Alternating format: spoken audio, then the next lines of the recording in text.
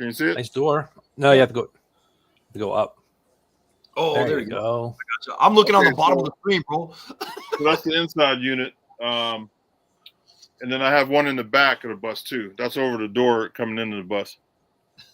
And hold on, let me get out of this camera. Hold on, I'll be right back. Redneck Entertainment Channel. What's up, brother? Good to have you guys all in here, man. You inside the bus or what? Yeah. Yep. Hold on one second. Let me get my. Oh, you broke it now. Now, yeah, the 3 dots. That looks good. Hold on, I'm switching cameras. All right, there we go. Can you see me now? We can see. Yes, we can. All right, cool. So Signature Solar down there where you're at, Paul. They why am I the only one on the screen? There we go.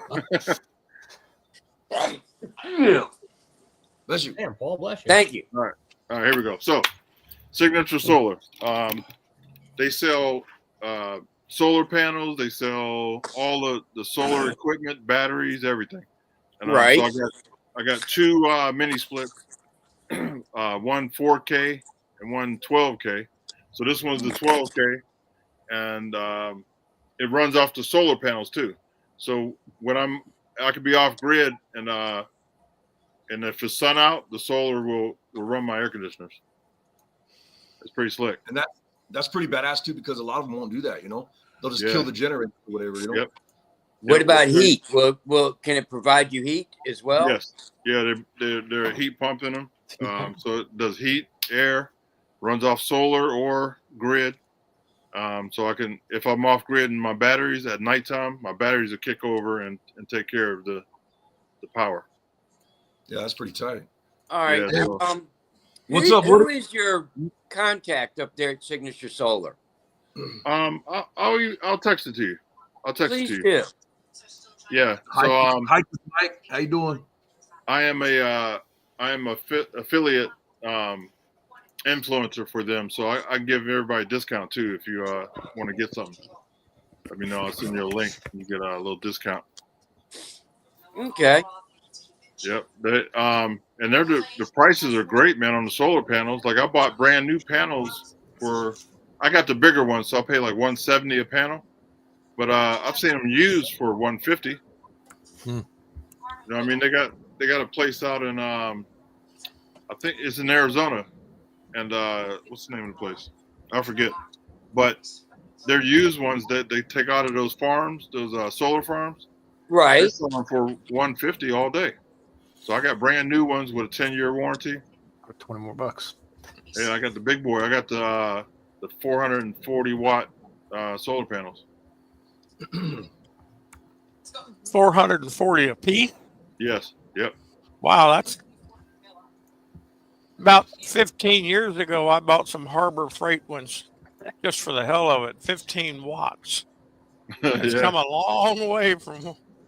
Oh yeah. So check this out. My panels, I got 8 of them. So my panels, they collect from the sun on the top, and they're called bifacial. So if sun hits my roof and comes back up, it'll charge from the bottom too. So it can go up to 550 a panel. That's tight. Wow. Oh yeah, that's smart, man. So I got 4 panels that are going to slide out the sides of the bus, motorized out. So those will be collecting more because it's going to, be sticking out. Yep. 5 years ago, when I read about solar panels and air conditioning, they said you couldn't run an air conditioner on solar panels. Yeah, these are built for it though. They're special built for Times solar. has changed. Yeah. Yep. I can hook. I can hook this. Go ahead. Go ahead. I can hook this solar. I can hook the solar panels up directly to the mini split and never have any other power to it. Oh wow! Wow, that's cool. How many panels does that take? What? How many panels does that take? Well, they said it would take about 4 panels or 400 watts. So if you get 400 watts, one of my panels will run a mini split. One panel will run a mini split. That's crazy. If 400 watts, you got to have 400 watts to get it Right. That's what you bought. Yeah. Yep. I mean, you That's look not a at lot to run an air conditioner. an LED light nowadays. You look at that, and it's like, they hardly take anything nowadays. They've just made it to where everything's working off solar panels or whatever. Yeah. Yep. You can live off grid and not even have to deal with the guy with the electricity and whatever. Water pumps, everything. Well, Signature Solar's 15 miles from here. 8 miles from here is where that big solar farm is going in. Mm. So shouldn't be any reason why I can't get something out of them. Oh yeah, yeah. They're big dogs. Here, let me show you my battery hookup real quick. I'll take you with me. All right, so here's my fridge. I got an apartment-sized fridge because my wife likes to eat. Her. So here's my solar hookup. Oh, wow. So I got four batteries. rack batteries. That's my inverter charger. Then the solar comes into this box here, on and off switch. Oh, that's it. Damn, you look like you're a professional, Lewis. Well, nothing caught on fire, so I guess I'm doing okay. Hey, Lewis. Yes, sir. Lewis, Whiskey Dance Chris was just asking. He's like, hey, can you put all the is there any way you can put the YouTube channel links in the description somehow? All of them? Like maybe when the show's over or whatever? Yeah. If you put it in the comments, I can add them. Let's see. How do you put them in the comments, though? Me? Or if they put them in the comments, Right. then I'll go put them on the screen. Yeah, if you guys don't mind dropping your links into the comments, that way everybody can kind of follow your channels or whatever. That'd be cool. Let's see. So, not to change the subject, but Paul and I, you were talking about tonight. Want to talk about metal shaping and all that? But Paul and I have been talking for a while. We've been wanting to get a metal shaping classes going, And I think you're right. Like if we could do something in Texas, because I have a huge following in Texas where I can go around and get a bunch of people over there. Mm-hmm. Everything from car shops, YouTube channels, Facebook, whatever, tattoo shops, all kinds of stuff. It'd be nice to get people brought over to his place to do a metal shaping class there, and then maybe do one at our shop also, Yeah. Yeah, I'll be willing to roll. I got time. I can fly now. Hell yeah. Well, let's see if we can't coordinate it when you're already going to be in the generalized area. So you're not coming from Portland, Oregon down here. Yeah. I want you to be down here before you go to Portland, Oregon, so I can stow away on the bus. Oh yeah. He said stow away. I got room in the storage under the bed. There you go. Hey, how you doing, John? John Shokar Builder just joined us too. That nut job, he's crazy. He drove all the way from Washington to Minnesota to our car show last year, or year before last, whatever it was. And he leaves my car show. He stays for like 3 or 4 days, helps me out on Heidi's Pontiac, and then hope you don't mind me talking about this, bro. But he leaves our car show, takes off, ends up calling me from jail. we had to help bail him out, man. Well, that tops my story from when I came to visit you. Hey, Joey, turn that crap off. Here. It's echoing. Joey. As soon as he joined, yeah.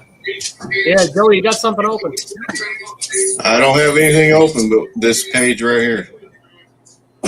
I think it's Papa Squirrel. Somebody's got something on. That was Papa Squirrel. He gone. Yeah, somebody has Here, I still hear it. Bluetooth or something on in No, the somebody background. else is Hang up. There it is. There, it's gone. So Arco, what type of class? Like explain the class a little bit. I think Heidi'd be able to explain it better, but we're gonna have like a number 1, number 2, number 3. It'd be like maybe like a novice, or I'm not sure how you would want to talk about it. And then of course advanced at the top.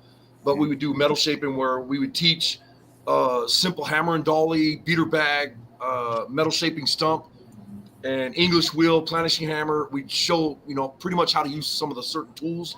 And then I wouldn't just have them talk about, or I wouldn't just talk to them about, what they're going to be doing. I would have them actually do hands-on building something in my class and learning how to make all the shapes and the, like Paul says, you got shape. You explain it, Paul. You got shape and you got what? It's shape and form. And form. So the distinct difference between the two, it's shape and form. And you can do what with don't metal? get form and function confused here. Form is just that. It's the piece of paper that can lay flat. Lays flat, that's a form. You fill it out, you write on it, whatever. Anytime you take that piece of paper and you got to rip it to bring it apart from each other or to tuck it in, and that's shrinking, well, now we're into shaping the metal. Forming the metal it's all flat. It's all single dimensional. You can, wrap anything around. What's unique is when you start getting into the geometry, you don't need to actually make any shape other than a triangle with the form, because you can make almost anything out of a series of triangles. But Yes. that's Arco can explain that one better than I can. So And when it comes into the actual shaping of it, the beater bag, the English wheel, stretching and shrinking, my theory is, yes, everybody is hands-on, and we pick something very simple, but really feeling good that, wow, I made that part. So you got 10 different people each making a single part. Before you know it, in 3 days, you've made a body to something. Yeah. And so Heidi was just saying we would have the beginner, the intermediate, and the advanced classes is what we would do. And I got to touch on the whole triangle before I forget, get sidetracked. So when I was young, that's actually Gene Winfield and Jim Bailey was a huge inspiration to me. I got to meet them, hang out with them. Jim Bailey actually taught me about, and it's cool because I'll tell you what, I'm 52 years old and I jumped up and down running through the house like a little kid. You can ask Heidi. Jim Bailey subbed my YouTube channel a while back, and I was like, "Are you kidding me?" I met him when I was like 15, 17 maybe, tops, and got to hang out with him a couple times. And the dude remembered me, man. I was like, that's badass right there. Yeah. Sweetheart guy. And he's in Canada. He's the one that built Nadine, completely hand-built, like 51 Buick, all chopped and radical. But he was showing me about triangles and taking a basketball or a volleyball or whatever and making a sphere with triangles and how to shape that and all that. And when I learned that, it was like a light bulb went off. And from then on out, it was like, bam, you can do any shape with a triangle. If you think about it, you just put them together, Yeah. Well, I'm a master at doing the flat pieces. That's about as far as I got. So I want to say, I got to say thanks for Midnight Customs showing up, Slingshot 302, and who else? K&D Customs. I appreciate you guys. Means a lot. You guys showing up, man. Oh, yeah, Jeffrey. K&D Customs. That's Jeffrey, isn't it? There's a couple things that my way or my ideas. I can't say my way because this is definitely, to pull it off, going to take a multiple people. So it's no one person, but my idea is no matter what, beginner, intermediate, super advanced, for everybody to be on the same page, I think we're going to have to spend a little bit of time, almost like a classroom style atmosphere, so that everybody we know is on the same page on what their ideas are on their skill sets and what they do know and how it can be advanced from, and everybody be able to pull from everybody else. Down here in Texas, I've learned some things from some tricks that they do down here, and there's some things that I've always done that I just thought everybody knew, that these guys down here, I've shown them, that are just amazed. Arco, you and I and Sean Puzz talked about wax on drill bits. Yeah. and these guys, they're like, Paul, why do you have that chunk of candle wax? I'm like, what do you mean, why? Where's yours? Why don't you have a chunk of candle wax for your saw blades and drill bits? Yeah, that's why. Like, I've had people say, "Why do you have a piece of soap or a bar of soap on your toolbox?" You know, and I'm like, "That's for when I'm cutting aluminum or certain stuff with my grinder. You know, put it on the cutoff wheel and it doesn't plug up." Little tricks like that, though, to me, is what the old school guys would never teach me. You end up having to learn it from somebody, and then you take those tricks and you learn more tricks, and pretty soon you're learning everything, and it's like overwhelming sometimes. There's so much stuff though that we could hit on. I think doing a metal shaping class though would be good. Simple things first off would be just to see how, like you said, see how people use their tools, because there's certain people like Joey that I wouldn't even let in my shop, man. I wouldn't let him pick up nothing. You know what I mean? I'd let Joey in my shop just long enough to tell him to sweep the floor and kick him out. Me and Ray you're welcome. Me, Ray, Brian, and Jim are not even laughing at that. So about watching your videos, Arco, it inspires me to play with Take a shit. metal. Oh. It inspires me to play with metal a little more, because you teach it in a easy way to learn. You know what I mean? Thank you. When I see some of your work, like I had a couple sections on the bus, man. After I watched your video, I was like, oh man, I'm gonna go ahead and do this. And I was real confident after I watched your stuff. So thank you. What he was talking about is you assume that people know something, and like Paul was talking about, is you go and do something on a video or whatever, or somebody will be in the shop and I'll do something and they'll be like, whoa, what did you just do right there? And I'm like, I did this and whatever. And they're like, I have never seen that done before. That is awesome. And I'm like, really? So then Heidi was like, hey, you need to start making videos on that stuff, start showing it. And I actually started my channel. In California, I taught survival classes and stuff. And so I started teaching my YouTube channel, or doing my YouTube channel as like a teaching survival skills and whatever. And I did a few videos and whatever. And my channel was kind of going a little bit and whatever.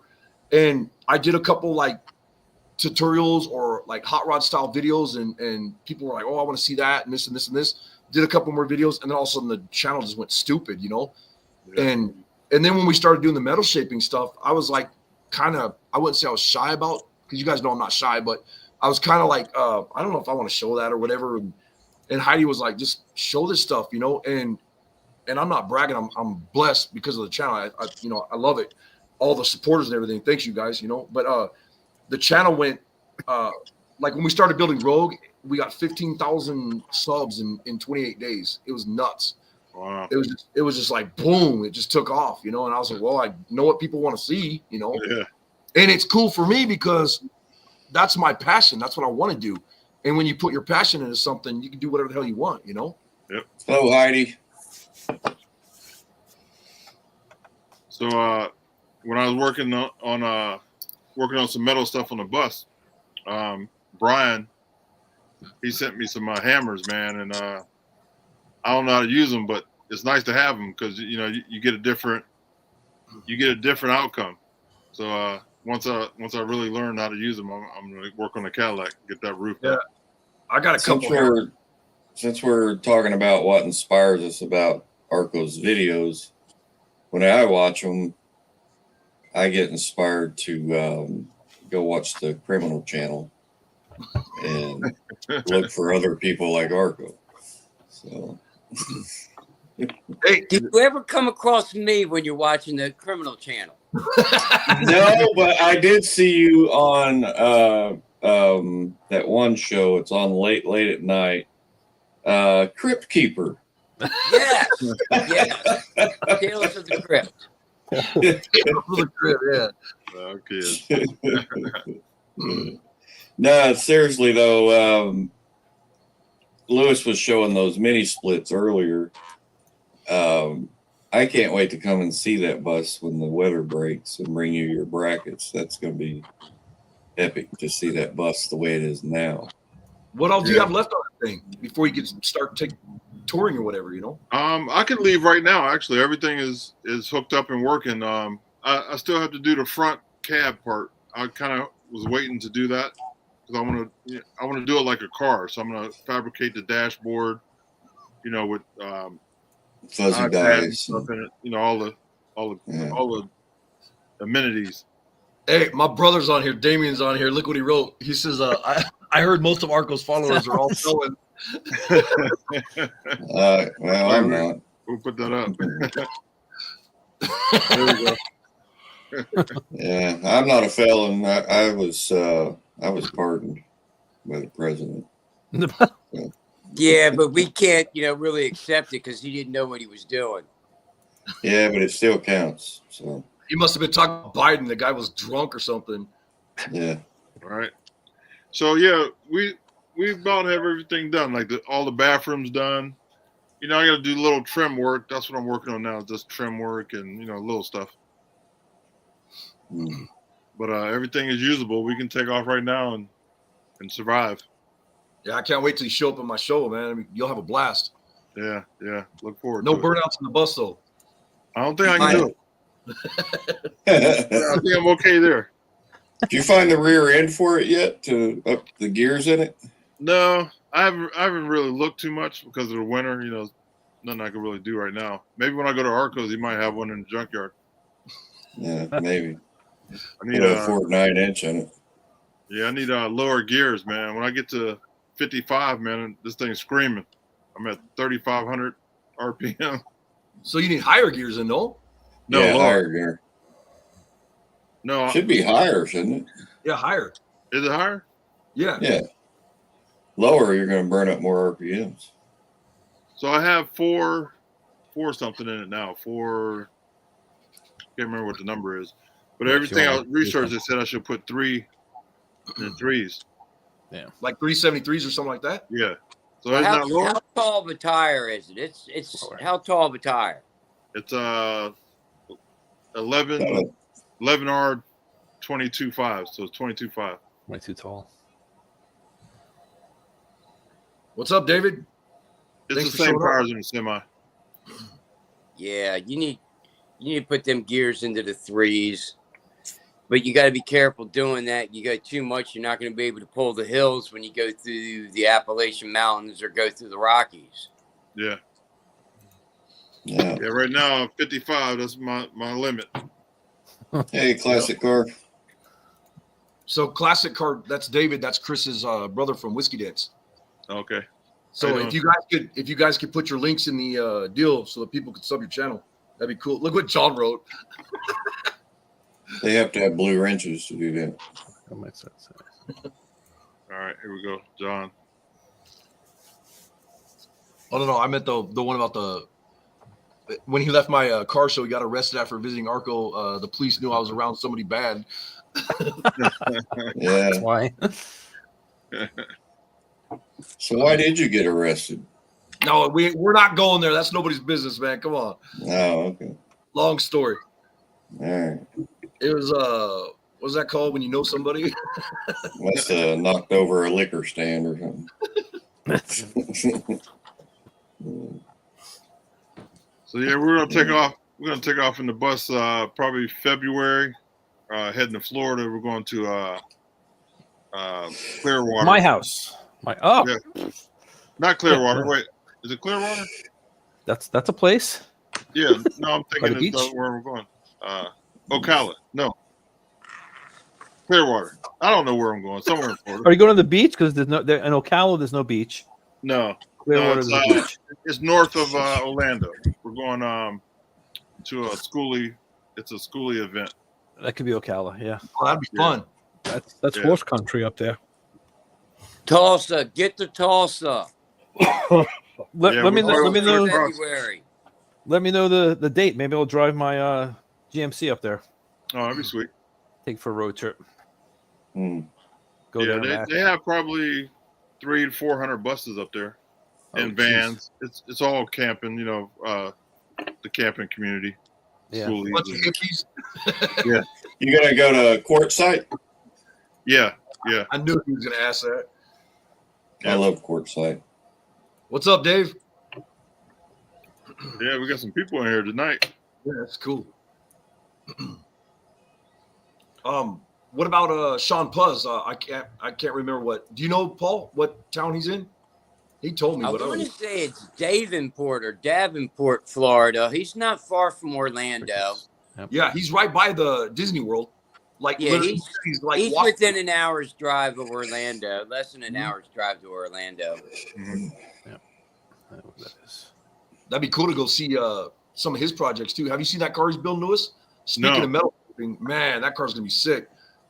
It's an old gangster car, and he's doing like I'm doing like a Cruella de Vil style car, but he's doing like the whole body, like what's up, Terry? Hey, Terry. He's doing a pretty wild one, like a I don't know what you call it, Yeah. like a gangster car, Coach. whatever. What's up, Coach? What's up, Coach? Not Yeah, much. How y'all doing? I'm going to start putting everybody that's putting your channel up in the chat. I'm going to throw it on the screen so people can follow you. What's up, gentlemen? Mr. Out Terry. of Order Garage, what's up? What's going on, Terry? What's happening? All right. First of all, Joey, you can come work with me. All right. Thank Marco, you. he's a felon.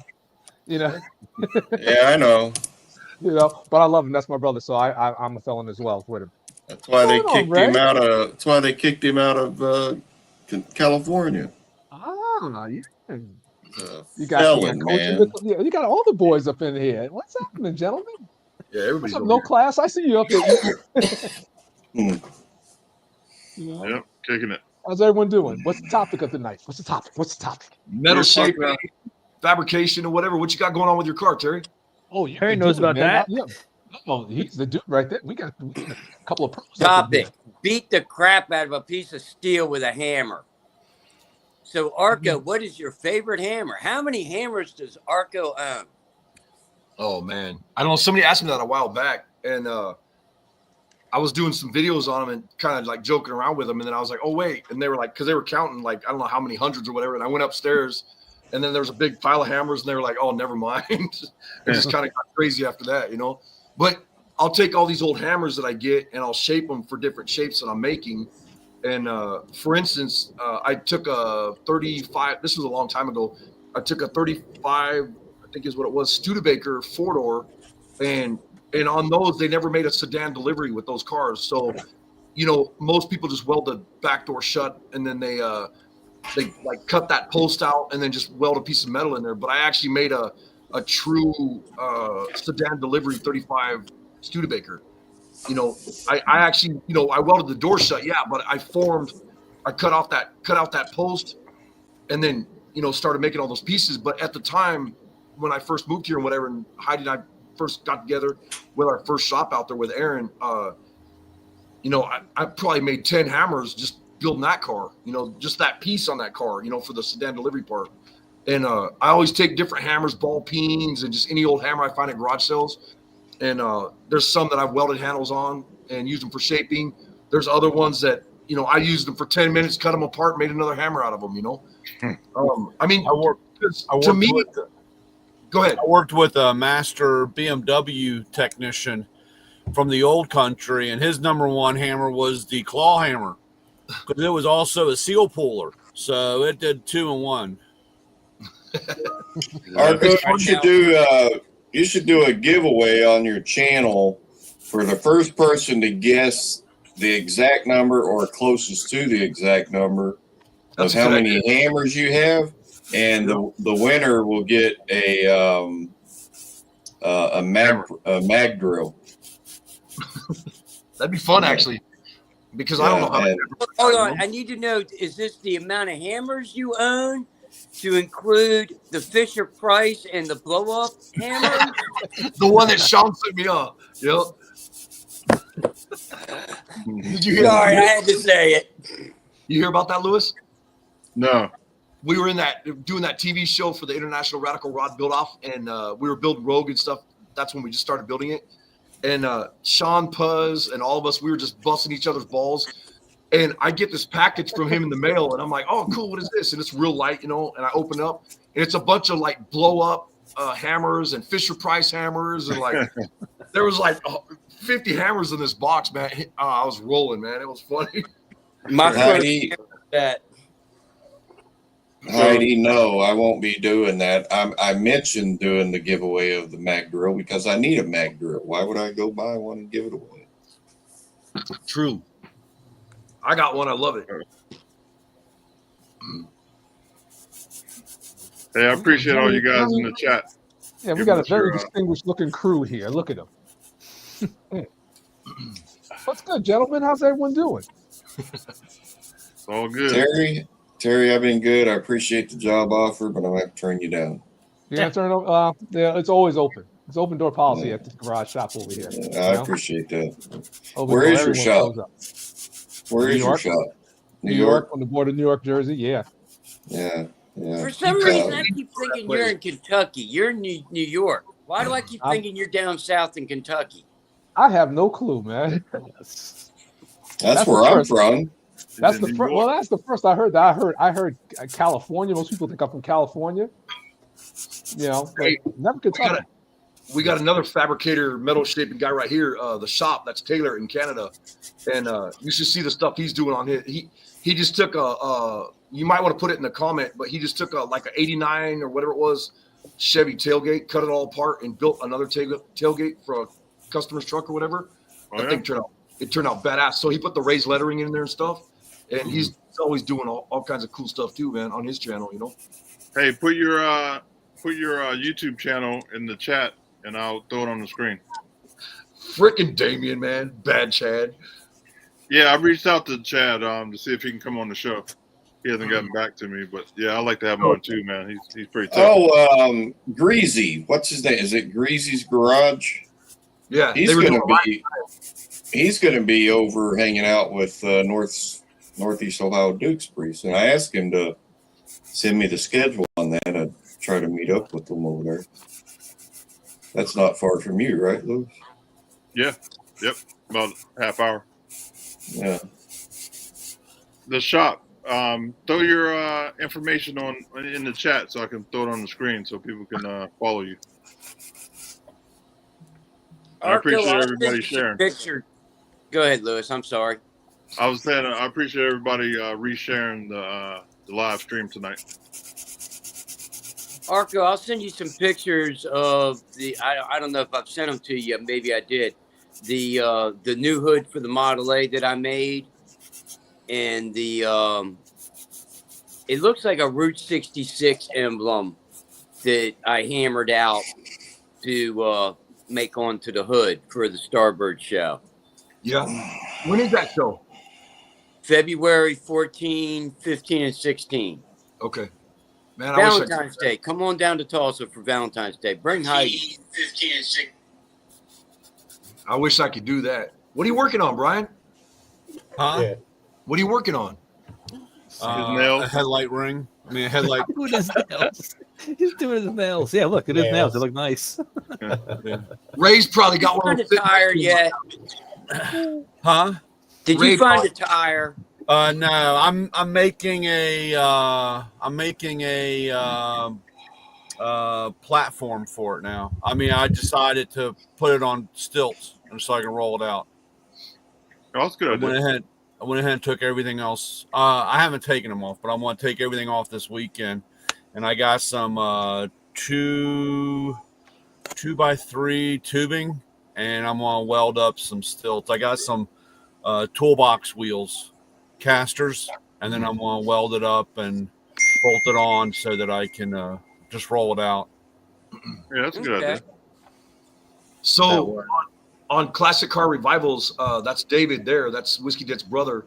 But he's also giving a truck away on his channel too, I believe. Yeah.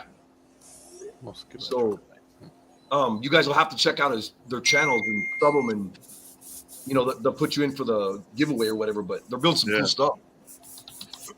Actually, I really like to. These are pot metal. These headlight doors and the tail fins on the Mustang are pot metal.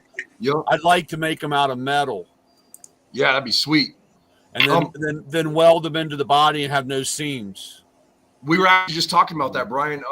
Lewis was telling me on the back of his Cadillac, it's got those your taillights, and then it's got Yeah. that piece in there that's plastic, or what is that, rubber or like hard rubber Yeah, or it's a something? plastic.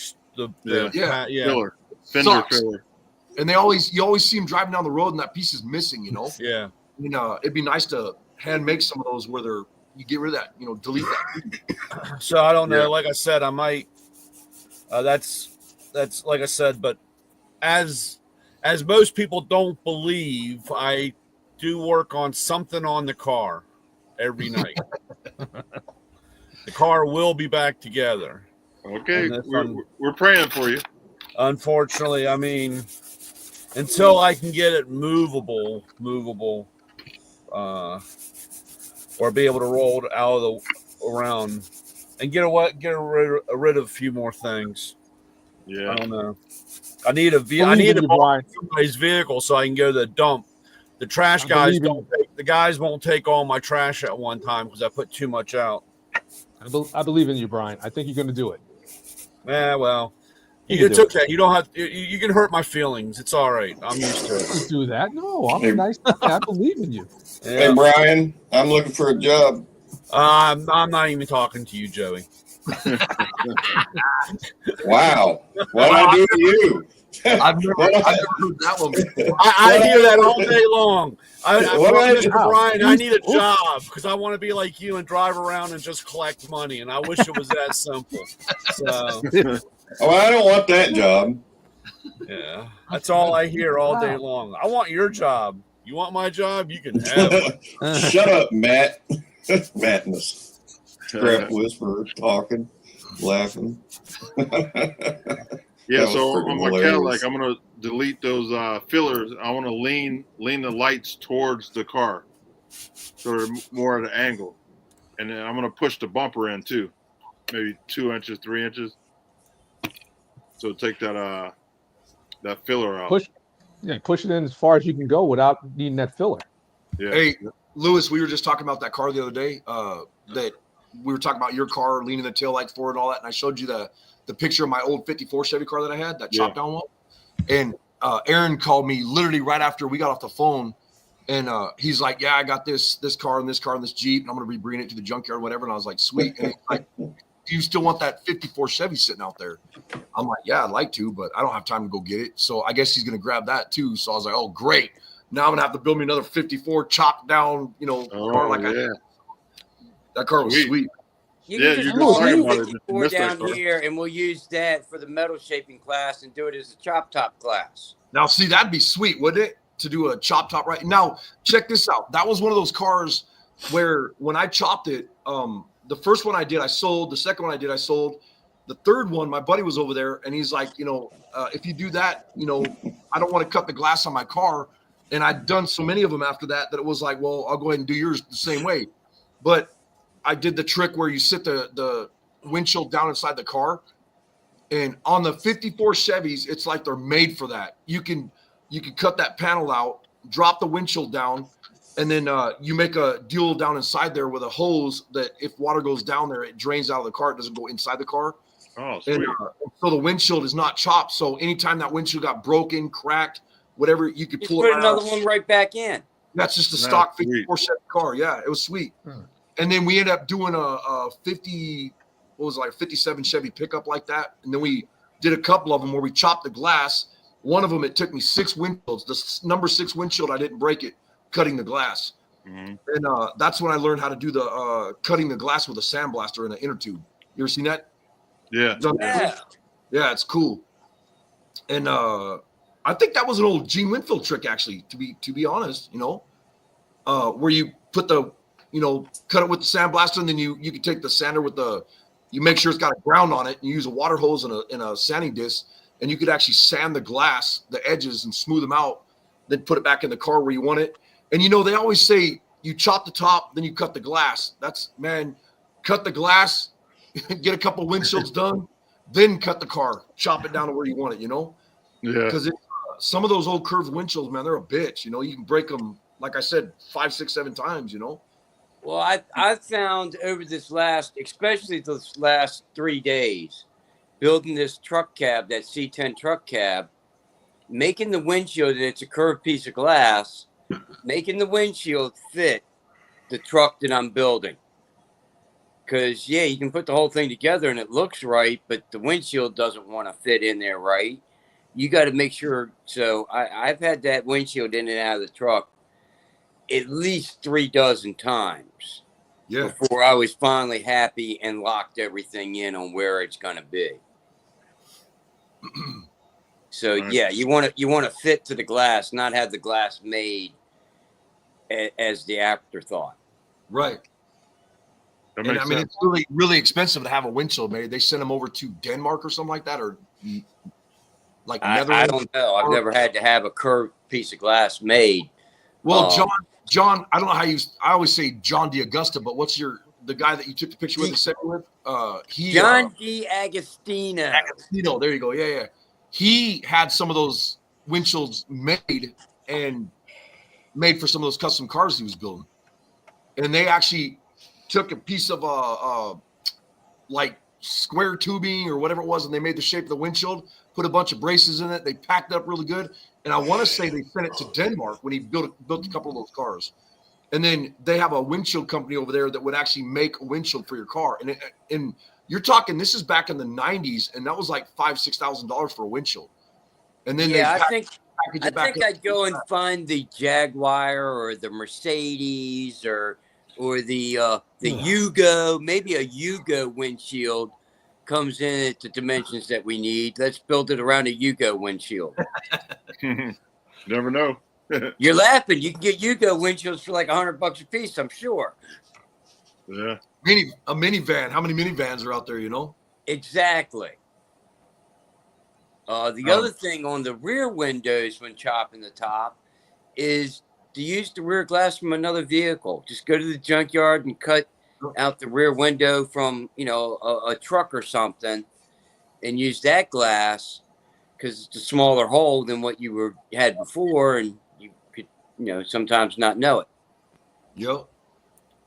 So the shop, that's Taylor in Canada, he was just asking how Convict was going, and that's that big 4-wheel drive 49 GMC truck. I haven't had time to work on it, bro. I've been too busy, man. Way too busy. It's kind of just sitting in my shop. What the hell is that, Brian? No, it's Joey. Oh, it's Joey? I'm going to mute it. You put me to sleep. You put me to sleep, Arco. Lewis, you said something about your tail lights. You're gonna move them forward. What do you mean? Yeah, so on the Cadillac, the 77 has those filler lights in between the fender and the light. Right. And they always break out. So what I want to do is I'm going to lean the light towards the body and then make a piece to fill it.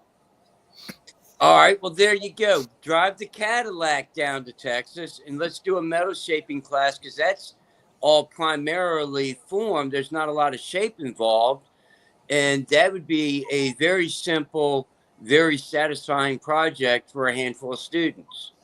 Yeah. And my roof. I need my roof. But isn't the tail lights, the side of the tail lights, isn't that part fiberglass on those Cadillacs? It's not all metal, that quarter panel. It's like Who says it has to go back as fiberglass? Get rid of it. We make it all That's metal. what I'm saying. That's what I'm saying. Yeah. That's what we're going to get rid of, that fiberglass piece. Well, it's some kind of rubber. It's not fiberglass. Like rubber or some type of not fiberglass. It's like a urethane. Yeah, there you go. Yeah, so that's what I want to get rid of. I want to get rid of those and then lean the lights towards the body and then make a metal piece to fill that little bit of space. You know what I mean? What year is your Caddy? Lean those lights forward might look really good. It'll give it like an old Cadillac style. And when you lean it forward, it's going to you're going to also have to make it a little longer. So, well, that's what we were the other day. That's what we were talking about. And I was telling them about my car. And I was saying that, I leaned my quarters forward on that 54 Chevy and it totally changed that car look because it had that chopped top. So it made it where it like kind of made the angles in the back instead of having taillights like this on the 54s. Then I leaned them where it was matching that roof, the roof line or whatever. Hey, I got to say, thank you, Taylor. That was cool, man. He just did a donation to your channel, bro. Oh, yeah. Thanks. Yay. Appreciate that, bro. Thank you. Yay. Now we can pay to turn the lights on. But this is that chopped car that I'm talking about. It was a It was a 4-door, and we took a cop car top, Crown Vic, I think it was, or whatever, and we put the top on it, and then we got rid of the 4 doors, so it's a 2-door, and then we leaned the quarters forward and chopped down the windshield, the rear window, and all that stuff. Yeah, that thing's sweet. I've seen that somewhere. I can't remember where, but it was at your mom's. Wow. With was that at her done, I'm going gravesite? to say that my battery power is getting low. So, Arco, let's really think about moving this forward on some metal classes. We need to talk to the boss and the money holder. Heidi's in the house. I see her. Hey, Heidi, how you doing? Everyone say hello to Heidi. Hi, All right. Heidi. hey, Heidi ho. Hi, hey, Miss Heidi, do I need to, have you and Sherry sit down and talk about dates on this? If you want to get anything done, that's the way you need to do it. Bunch of smart asses in the comments here. Oh, But Arco, this is to your mom joke. There's a message in between them little fingers there for you, buddy. if you knew my mom, you wouldn't say that. I got the feeling you're correct. Yep. So, Arco, when you come here to Ohio, I might send the Cadillac back with you. Hey, Arco's look, coming man, to Ohio. I want to take the top and just go. Arco's coming to Ohio. Oh, Maybe. Oh, sorry. No, he's not coming. Yeah. We got to chop the top on that thing, man. And we got to do something with it because it's all wrinkled. Yeah, that top messed up. I do with Alan. You see the video that Alan put out? He had an El Camino quarter panel that was all messed up. Next thing you know, he takes the carefully takes that quarter panel off that El Camino, and he brings it to that wheel. Alan He'll is not straighten it right playing, boy. Alan is no joke. Yeah. Yep. So He did a good job on that, all. yeah. It looks beautiful. Yeah. So Paul, I never even thought about that. I was like, call AMD, but my man took it off Yeah. carefully, and next thing you know, you see him like just going back and forth at an English wheel. So Paul, he's in Texas, and he has chop classes where they're chopping roofs. Who does? Alan, remember I hooked you up with Alan?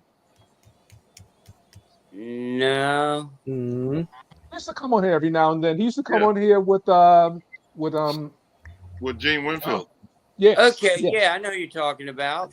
So he has every year he has a class down there in Texas for chopping roofs. Okay. I don't know how many days they do it, but they actually do a chop. Is that one of the chop tops with Joel Davis? I'm not sure. No, you're not chopping your damn 71 C20, dumbass. Oh, that would look bad. That would Why look not? so Let's bad. do it. I want to chop the top on one of those. They're ugly with the chop top. But the body's already Done wide. properly. If the body's already wide on those, and when you drop the top, it just looks like it just got rolled over and should be at a scrapyard. Hey, Well, believe that's it or because you're not, only changing one thing. You're not changing the whole thing in proportion. You're not sitting back and letting the metal talk to you. Because it'll tell you how it wants to look after I've done hit it with a hammer 2 or 3 times. Well, if you can do it in a way that's going to look right, then okay. But the way I've always seen it, it just looks like I'm going to do it in a way like that's the going to prop look is right crushed to in. please me. I don't do this to make other people happy. That's right. Don't tell Joey, but I agree. What are we talking about? hey, I got a chopped, I think it's 67 Chevy truck in the backyard. It went to the Beavers. It's all chopped up now. You see Terry's head drop. He's like, oh, man. We're coming. It's We're been coming. Over this. He's like, We've hey, been over can this. you work on this truck for me? Sure, bro. And then it's been there for 15 years in the backyard. I'm going to buy it back so I can build the damn thing, man. It's gone to the Beavers, bro. It's been here so long that it's like in the swamp. So, like, there's about this much of the glove box showing out. I'm fixing the CUDA up so I can drive it home. So I can drive up You're there so full of crap. and tow it back home. Tow it. Oh, you're agreeing with me. Oh, Hey, all right, when cool. when he gets that new rent bill from Heidi for that truck being stored here all those years, he can be like, Yeah. Yeah. I'd be like, Well, so I Beavers- wanted. I was going He to. was really like it, huh? I feel bad taking the Beavers home. You just keep it there. yeah, right. You just keep I it was there. going to present a fabrication idea to you guys tonight. You don't want But homeless beavers, man. but the woman that came up with the design, she couldn't make it to the show because I wanted her to be here, at least in the chat. Okay. But she couldn't get here at last minute. But so I'm going to save it for another night. But I think you guys will like it. She's thinking of pitching the idea and maybe do a few samples and just see what happens. But I like the idea, what she's talking about. She's awesome. Oh, that sucks. All You right, shouldn't have that sounds mentioned good. it, man. I'm not Let me going to be know. thinking about this. Oh, you're going to love it. It's a design that literally will be underneath your sheet metal, but you can see it on the outside. And there will be no glass or anything. It'll just be your metal with your paint, and this design will come through. And I thought, man, that's freaking genius. And so wait till you guys hear this. I think you'll like it. I think it would have to be like a round top car, John, like something like an old I don't know, a 4-door that we could turn into a 2-door, like an old 51 Chevy car or something. I don't know. What do you guys think? You know, what would be cool to chop? We got tons of 49 and 51 Fords. I've been dying to chop one of those. I got a 29 Chevy Coupe. I've been buying a 40 Ford pickup. That Off thing's of the living guy. with it's living with the Beavers too. It's next to Terry's truck. You moved my cab next to Terry's junk. No, they're both in the scrap pile. Hey, the Beavers need a place to stay, man. Everybody No, needs to right, live yeah. somewhere. Believe it or not, there was a raccoon by Terry's truck the other day, and Heidi was bagging on you in the comments because I walked out back. I was waiting for the burn pile to go down in the incinerator with the paper and cardboard and whatever. So I kind of keep an eye on it, and I walked back where the old truck bed like yours is sitting back there, you know. And this beaver comes out of there real slow and he's huge, man. He just kind of looks at me like, I'll beat your ass. Just walks right by me, and I was just standing there like, whoa, man. This thing was big. That's my animal spirit. See, yeah, we get together. We get together with beavers. That's right. See, you mess with us, you mess with one, you mess with us all. Yeah, and you're going to take your truck, and there's going to be a homeless beaver back there. He's coming back to New York. He's coming Yeah, back to New York. I nominate that 40 cab to be used in this chopping class, so at least it'll get freaking done. Actually, that would be a good one to chop, man. A 44 pickup. Trick. Yeah. And then I could put it on a frame and start driving it and stuff. That'd be trick. I like that. Yeah, you would do that to a guy. All right, fellas, I'm going to call it a night. Arco, Yeah, same here, gentlemen. Hey, we got to talk. Let's get that set up, brother. I'm serious. Let's do it. Let's quit talking about it and just do it. Yeah, I think so. That sounds like a great idea, really. I think All right. Heidi went to Texas and never let me come back. All joking aside, I think that sounds like a good idea. Once you and Heidi are down in Texas, you may not want to go back. Yeah, right. Ooh. I'll take over the junkyard. Don't worry about it. I'll go on out there. Yeah, right. Trust me, he'll take the junkyard with him, one car at a time. Every Impala would be out of there so quick. Man, Hey, Aaron's been dragging so many cars home, bro. He's got some badass stuff. Hey, check this out. You guys are like this. Aaron calls me the other day. He's like, hey, you at the shop? And I'm like, yeah. And he stops by, and on the trailer, he's got a 52 Jeepster. You guys ever seen one of those? Yep. Mm-hmm. I don't really know how to explain it. It's like a Jeep wagon thing, but like with no top. It's an original Roadster. And so he stops by. We look at it for a little bit, and this thing's got somebody rigged it in there, but it's a flathead Ford motor. He's obviously going to pull that out of there. But he bought this super cheap, and then he gets back to his shop, and he calls me. He's like, "You ain't going to believe this," because he didn't believe it at first. So he called some Jeep collector company or whatever it was online. They had the number. It's number one of from 1952. It's the very first one to come off the line. Wow. So these collectors went nuts. They were like, we want to buy it. We want it really bad. So, and he was, yeah, there you go. It looks just like that, bro. Yeah. Wow, Jimmy. That was not Looks nice like, to it say looks in the like that chat. thing on Fantasy Island. Yeah, right. The plane, boss. That's Terry right there when he was little. The plane, boss. The plane. Smiles, everyone smiles. But yeah, this thing, it's got a number. The VIN number is number 1 from 1952, the very first one that's come off the line. So it's That's the first Jeepster ever built, in other words. So then he starts digging around on the internet. He finds this thing in magazines and like all kinds of stuff. And then he's like, I don't know if I want to sell this yet. So he was kind of like, looking around all over the internet, and there's a bunch of information on that Jeepster. Wow. And I'm like, man, you got a gold mine right there, Take the money and run.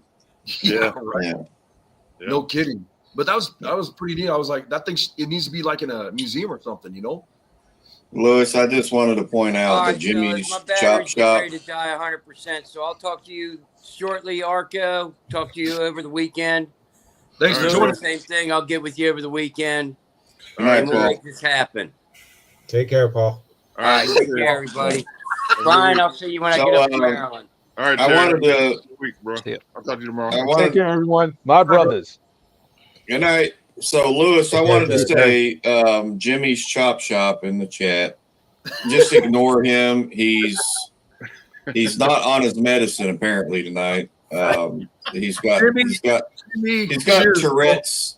He's got Tourette's syndrome real bad, and so we just tolerate him. So please don't block him and throw him out. Hey, have you guys ever noticed that what Jimmy is saying is what everybody says to Joey? It's like it must be a thing, bro. I just have that aura about me, I guess. Hey guys, time for me to bail too. All right, Oh, Jim. Have a come good week, on. bro. Come on, Jim. I was Come enjoying on, your come on. stories tonight, man. You haven't said a word.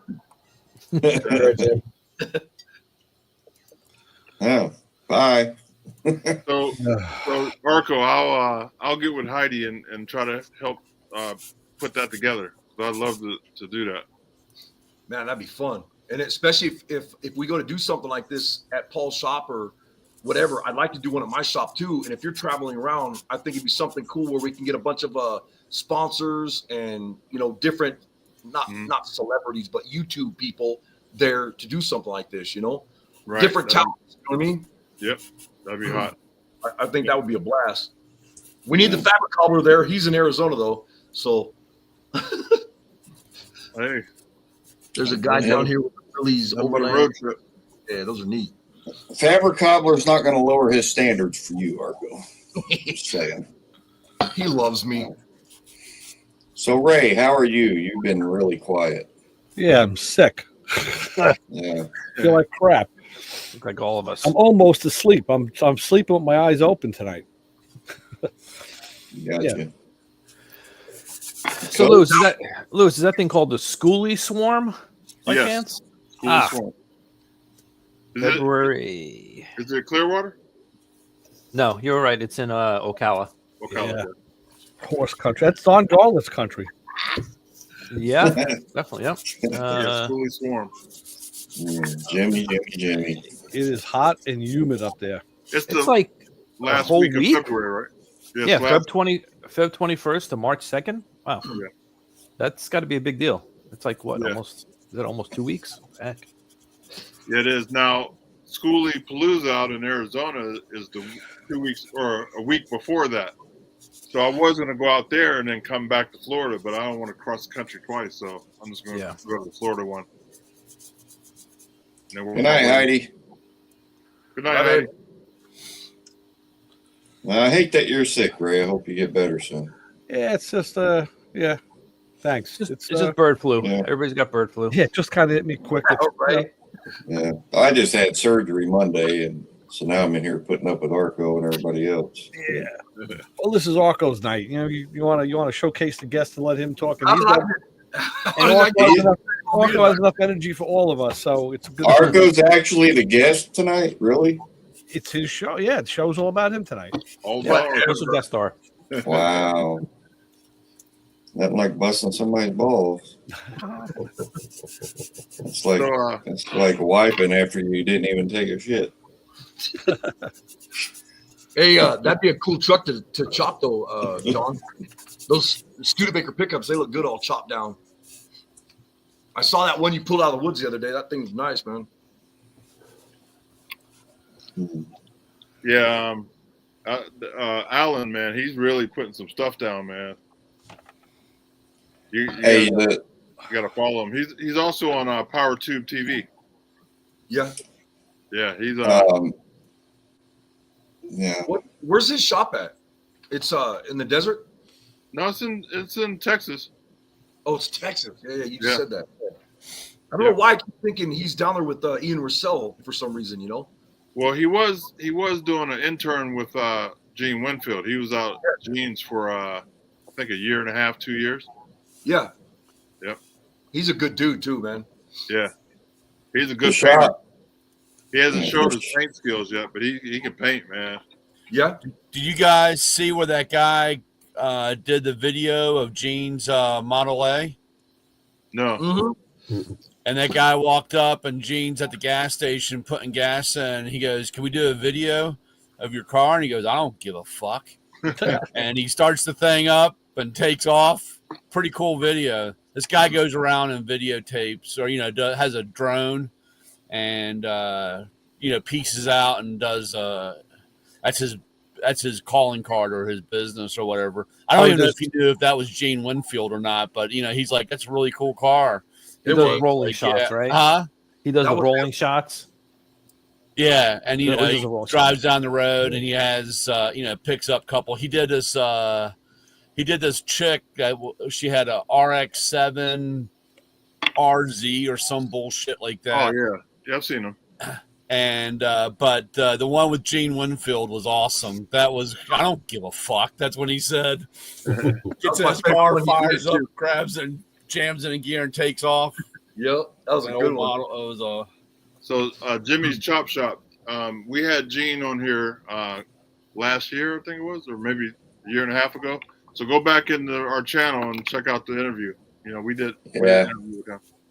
Oh yeah, that was great. Damien, are you talking about aluminum, bro? If you're talking about aluminum, if you want to anneal it or soften that aluminum, you want to take like a Sharpie and put a Sharpie all over it, and then take a torch, snuff it out, so it's just like a rosebud or whatever. But so you're just running, you're snuffing it out, so it's just putting the heat on there, and then as soon as that Sharpie comes off there, it'll be malleable. And then when you work harden it, you're gonna hammer it all back in. When you start shaping that aluminum, it'll when it starts getting the shape or whatever, it'll go back to the original hardness. So that's pretty slick. Yeah. The guy there goes by the name of The Shop. He's in Canada. He said that he needed to renew his passport and come over and visit. I wanted to tell him just wait, because I think after the 20th, Canada is going to be the 51st state of the United States. So you won't need a passport. You just need a boat. Matt had all of it, Mexico and Canada. Matt said he thinks he's talking about 304 stainless. Yeah, I just seen that. I didn't want to interrupt, but stainless has got some weird properties, man. Stainless is funny to work with. Yeah. 1 minute it's soft, 1 minute it's hard, then it cracks on you, and like it's kind of goofy, You just got to be real careful with it. Was that goopy? Goofy. Okay. Oh, goofy. All right, that's your California accent kicking in.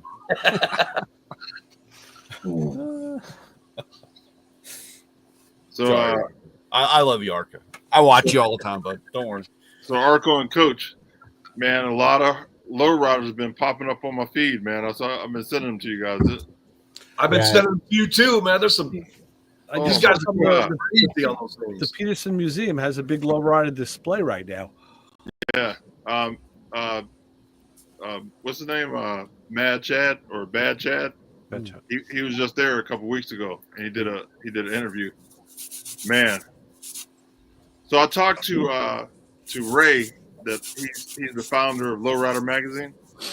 I talked to him at SEMA, so I think it's thing right here. We're gonna try to get him on the show if we ever get him get him when he ain't busy. I got his card right here somewhere. Hey, I grew up looking at Lowrider magazine. Yeah, man. I couldn't get away with looking at Playboy, so I got Lowrider magazine. All right. It was doubly the best. I looked at the girls and then I looked at the cars. It both excited me. I tell you what. Speaking of that, Arco. Today's probably the day my mom's tuned in too. He's just kidding, Mom. Yeah, Arco was saying earlier at the beginning of the show how he likes, cars to be topless, which gives you the idea about how he met Heidi. So if you guys ever you can search this, Google this. It's called what's the name of his car? Eldorado. It's a Eldorado that is raised from Lowrider magazine, and these guys built it, man. It's all metal. They did the whole interior all metal and cut the roof out. It's all glass. Every time I see this car, like I took a whole bunch of pictures of it at SEMA. Every time I look at it, I find something different in the paint.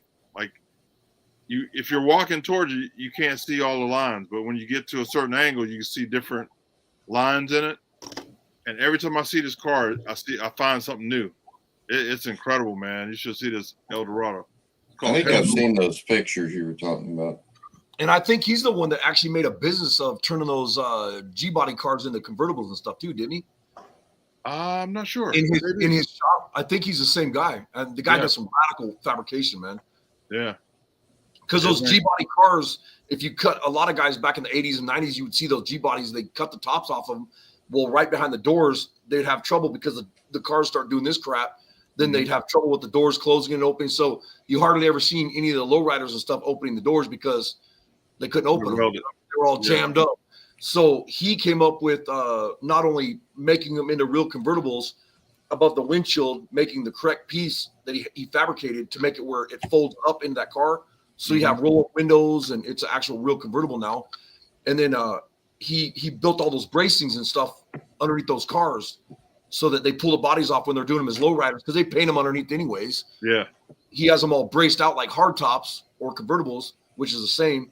And then they put the bodies back on them. And then they can open and close the doors without the bodies wanting to do this crap, Oh, that's sweet. And I think that's the same guy. That car is radical though that you're talking about. That thing is absolutely insane. Yeah. Yep.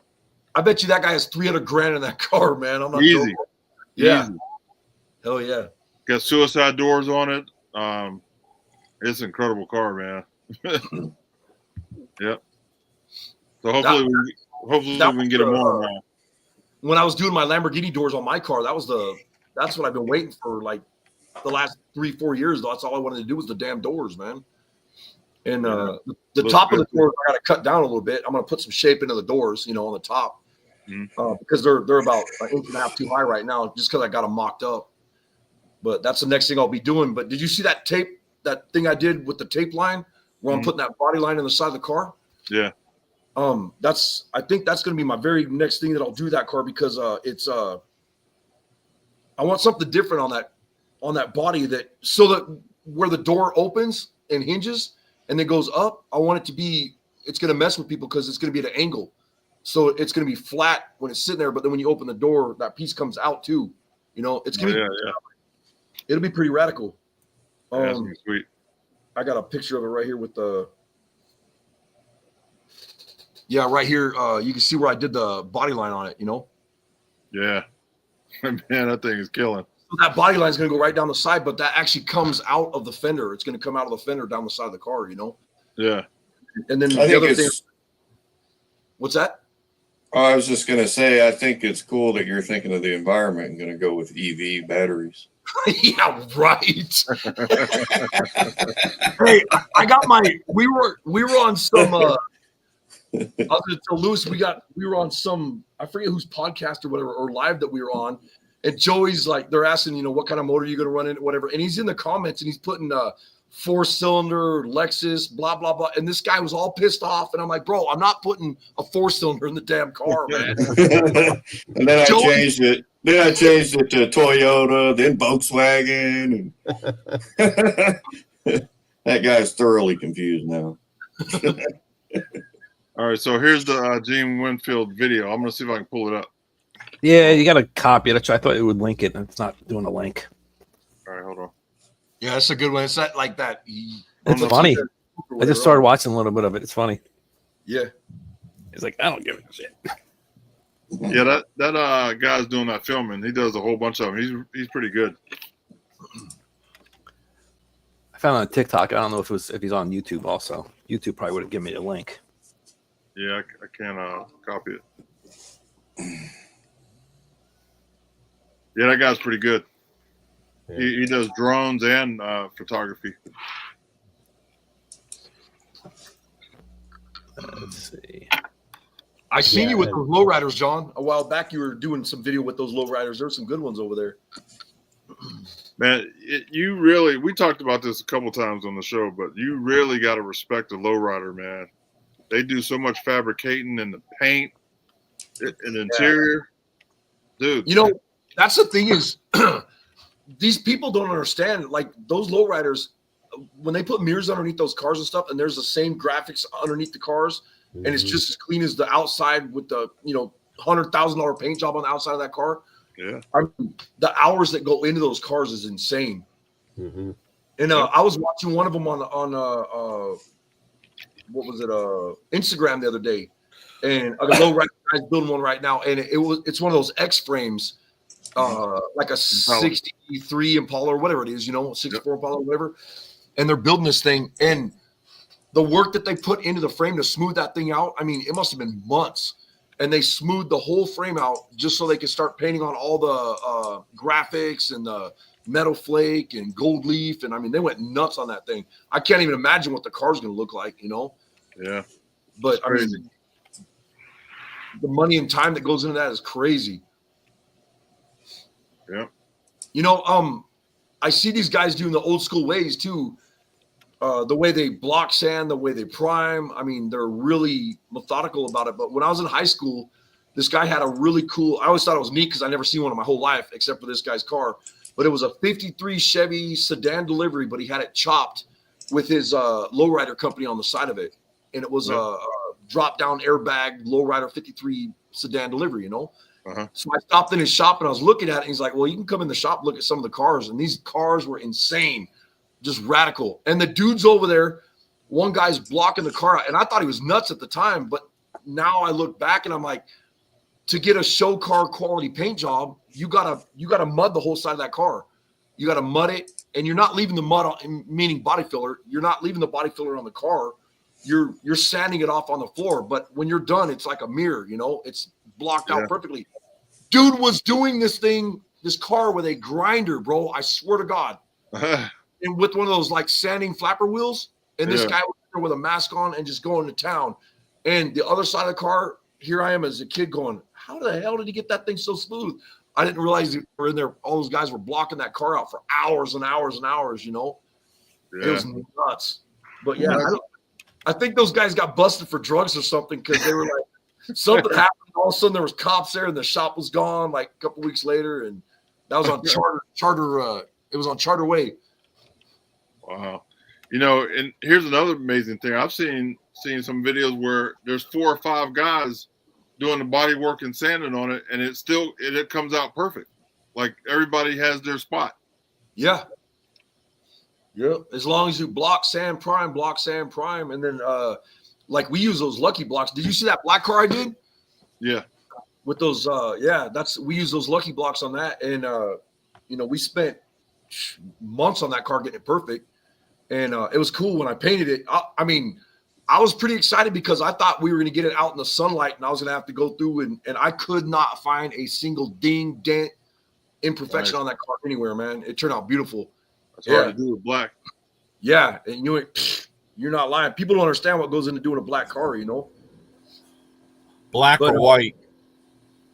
White hides everything. White hides everything, but when you look, all of a sudden, if you look at the right way, you're like, holy crap, From a distance, it looks like, oh, you can't see, but white's a tricky color also. Yeah. It will hide it. Well, guys, I think I'm going to get out. Thank God. Go away. All right, Joey. Look at time, Joey. That's that black car we did right there. That's the cloud, the reflection of the clouds, man. Yeah, that's crazy. The whole car looked like that, It was funny too, because when the guy come up to pick up the car, and it was because he called, he was on the phone. He goes, "Well, I don't want it too shiny." And then me and Spud at the time we're like, "Oh man, Too late." Yeah, it's way too late." So when he walks up to it, if the door was like right here, he walks up to it and he's doing this, and he kept doing that until he touched the car, and he was just like, "Oh." It was like a mirror, man. It looked crazy, you know. Changes outlook. The tow truck driver owns a body shop, and that was pretty cool. It was a big compliment to me because he owns a body shop and does beautiful cars. And he goes, "You painted that?" And I go, "Yeah." And he's like, "Damn, bro, that's badass." Like I forget what he said, but he was like, "That's nice, man." I was like, "Thank you." But the work that went in that paint job, crazy. All right, good night. All right, Joey. Talk to you later. Hey, Joey. Yeah, Joey. Yeah. Good night to everyone but Arco. My man. Yeah, Oh. I can't wait to get my life settled down, where I could start working on some stuff. So where do you think, I got to ask you this, since you're going to be living homeless in a bus down by the river, are you going to maybe do a thing where you partner with somebody in a shop where you can build your own stuff? Well, what I was thinking about doing is buying a little piece of land and putting up a big garage. Yeah. And that'll be my home base. So I can come back, pull the bus in, and have my stuff inside. Well, it's kind of smart for your business too, isn't it? As far as your company, because you want like an actual address and all that. Yeah. Yep. If not, it'll say like Lewis Lee Transient. You know what I mean? Yeah, bum. Hippie. Yeah, hippie in the bus. Yeah. Pulling up with your tie-dye clothes and stuff at DMV. Yeah. So that's what I'm thinking. Don't forget the dreads. Don't forget the dreads. Yeah, I got these dreads. So I'm looking at a piece of land right now, so I might grab it before I leave and just let it sit until I'm ready. Ohio, if you don't mind me asking, Ohio? Yeah, no how. Yeah. You like that place, don't you? It's cheap. Really? Man, look. How cheap? How cheap? All right, so in Terry's area, New York, his house is probably 400, 500 grand. For that same house here would be 200 all day. That ain't cheap, brother. Cheap is Big Falls cheap. Well, hey, in comparison. Yeah. So my house, or the house across the street that we have with the 5 acres in my shop, and then I'm at our other house in the other shop for Heidi's place right here. This is my old body shop, and this is Heidi's deal right here. But my shop across the street with 5 acres in that house, $25,000. Really? That's my fab shop. You see me working in? Swear to God, bro. Yeah, 25 grand. Yeah, but it's cold. And I'm looking to downsize from New York, and in North Carolina, the downsize that's cutting me in half is almost going to be like $400,000 or $500,000. Man, that's crazy, ain't it? New York prices are crazy. It's bigger, everything, So I'm happy. Hey Ray, what town are you in, or where are you at? What state is it? I'm in Nassau County. I'm on Long Island in New York. If you look at the map, it's that little thing that sticks out on the bottom. But how far from Terry though? Not too far. I'm maybe, if I get there without traffic, I think I could hit him in like 35, 40 minutes. Oh, okay. You're real close to him then. Yeah. Distance-wise, not too far, right? Distance-wise, right. If I got to do it during the day, it might take me an hour and a half. Yeah. And $9. And, no. I don't have to go through the city. I saw something with tolls. I think it was Ray. I think it was one of the videos you sent, and it was a toll. It was like $14 for some bridge. The Verrazano Bridge. Yeah, but I'm talking about the congestion tax or whatever. Oh, that's right, the congestion tax. We were just talking about that last week, and then the next day they put it in place. That's in the city. Yeah, that's if you want to go south of 61st Street. You got to pay $9 to do it. Hey, look what he put. Look what Brand Midnight Customs put in the comments right here about Ohio, bro. Here, I got it.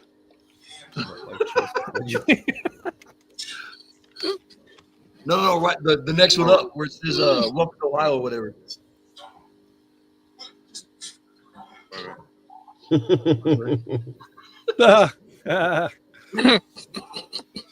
Man, I was so pissed off when we came to Ohio to excuse me, to work on the bus with you and stuff.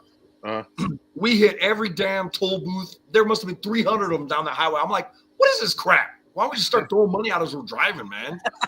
I get pissed. Especially since you paid for that road. Yeah, right. Exactly. You know, that's freeway that they're turning into toll roads. Yep. I It's first such a ran bunch into of that crap. when I got stationed in D.C. at the Pentagon, and I'm driving up on the interstate, and all of a sudden it says stop at toll booths, and I'm like, what the fuck is that? Well, I found out. Except it was cheap. I only had to pay a quarter. Yeah, but it's just like one more way to steal your money, man. Oh, it is. Yep. Damn it. Our taxes paid for the roads that they're now putting tolls on. At least most of them.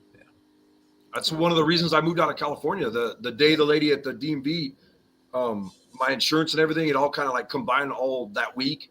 And it was $2,700 for me to register my truck. And I was like, what? I went home and crushed it. I went home and crushed it in my driveway. Honest to God. I was like, I'm done. I'm out. And then like an idiot, I crushed this truck. I'm going to scrap it out because I was so pissed off.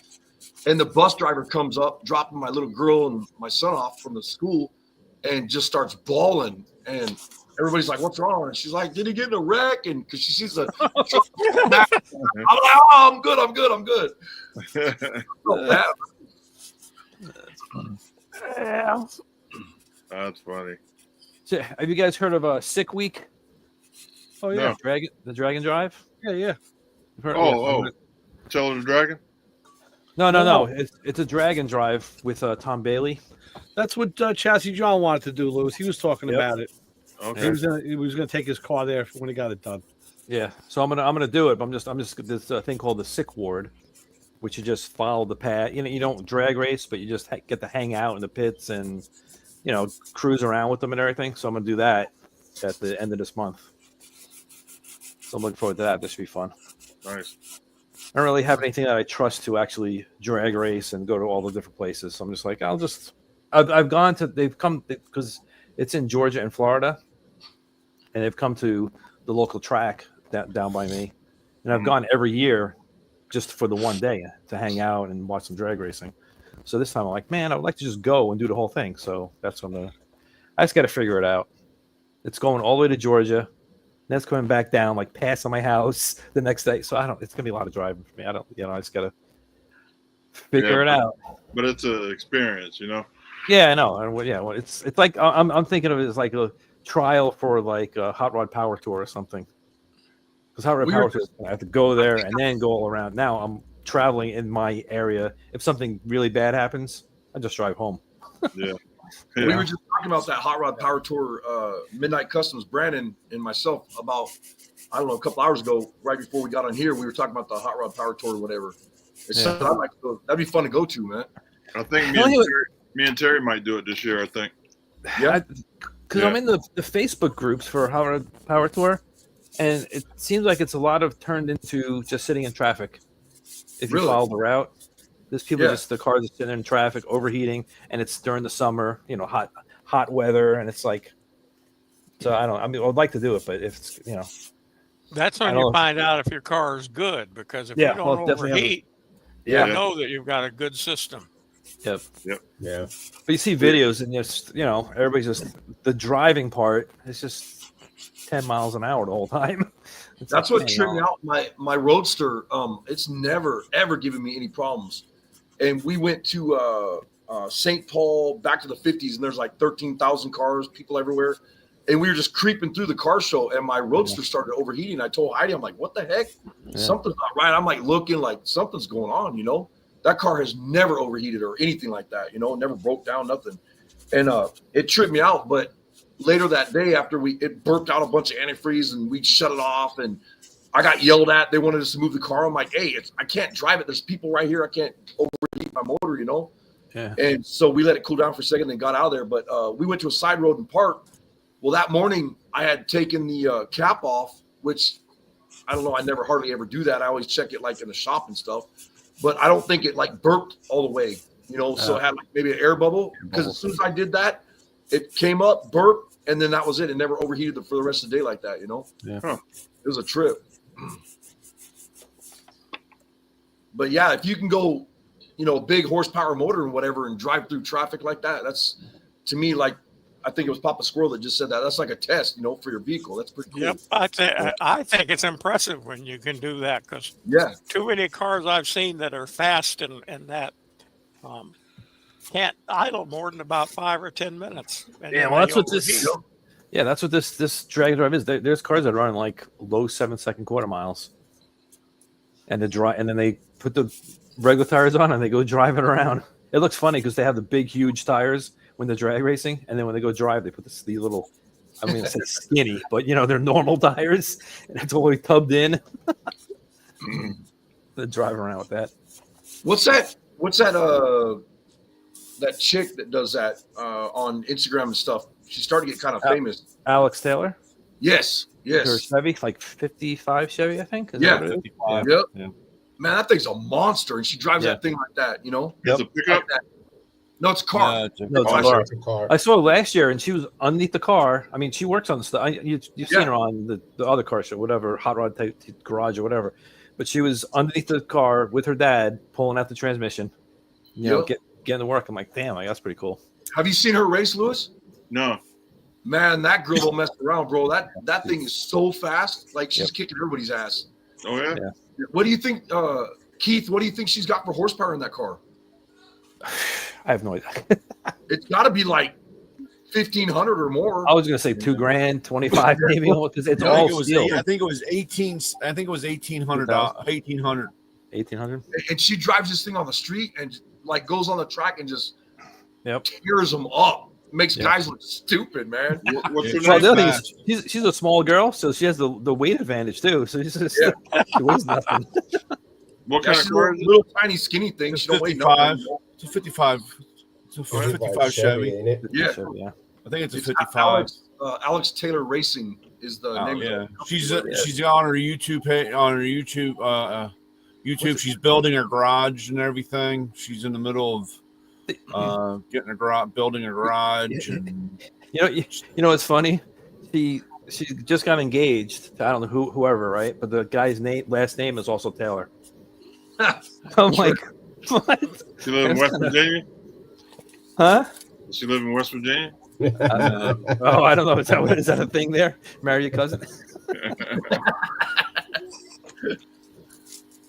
Well, I'm impressed by any lady that works on her own cars. Yeah. Although I like to look at the one, I want to see their hands. That's like my wife says when she watched some of these shows with these women on them. I want to see their hands. Are they scarred? Do they have scratches, bloody spots, grease under their fingernails? Yep. Don't give me a shit about working on cars if all you do is talk about them. Yeah. No. Yep. Well, she works on them. Unlike I miss the Heidi other since Heidi's been in this shop doing her thing. She's not with me no more, you know.